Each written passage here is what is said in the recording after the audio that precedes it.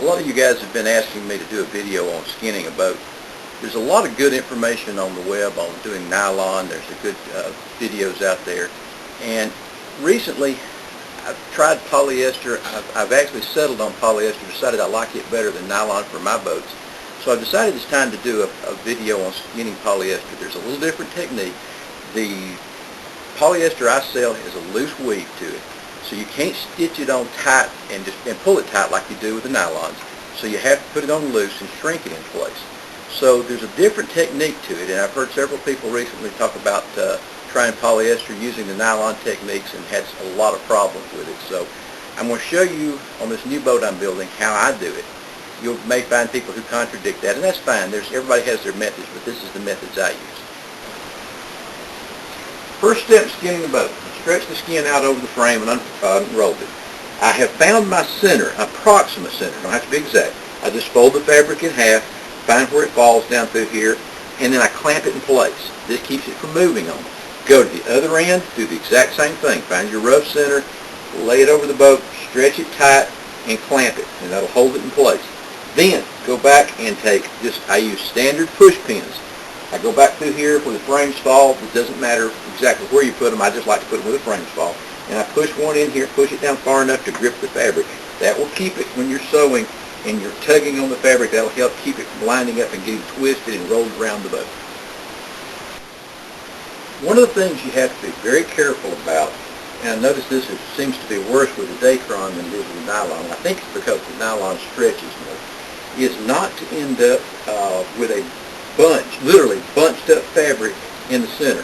On the nylons, I start on the end sewing and I sew both seams to the middle and then I do my combing.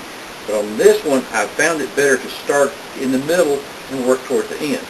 Now, one of the things I've also done is I've pulled the fabric up. It's not real tight, but I've pulled it up and I've clamped it in place, pulled some of that slack out. I've gone down to the ends. I've done the same thing down through here, because another problem I've run into is, and what causes that bunching, is somehow when I'm sewing, this fabric gets pulled a little further than this side does, and you end up with it uneven, and when you start from the ends, you end up with just a wad on one side, a lot of wrinkles you've got to try to shrink out.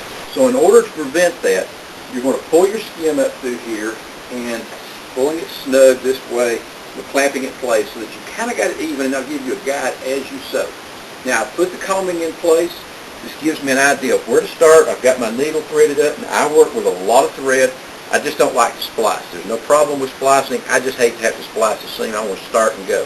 So I found where my cockpit combing is going to fit, or my combing is going to fit over the cockpit, rather. I can set it out of the way, and I'm just going to start with, I believe it's called a running stitch. I'm just going to bunch up my fabric right here, and one of the things I do is I'm pinching it, and you can see I'm pulling it. Not important to be real tight, just snug to get the slack out. And I know about where I want to start it, and I may have to come back and take a couple stitches out or add a couple when I do the combing. Main thing is just to get started. Stitch through. And I'm trimming my fabric because it's just getting in the way. I pulled this edge out of the way. Always be conscious of where the other side is when you're trimming one. You don't want to put a hole in this. Commercial hot knife, if you want one, contact me. They're not cheap. I'll be glad to get you one. I can get you a good price on one. Heats up very quickly. Whatever you're using, just go down through here. So what I'm doing is, there's my deck beam. So I'm 3 inches, I'm guessing, wide. I know that's plenty. If you're not sure, leave it long. You can't add back to it, but it's a whole lot easier to cut it again instead of try to add back to it.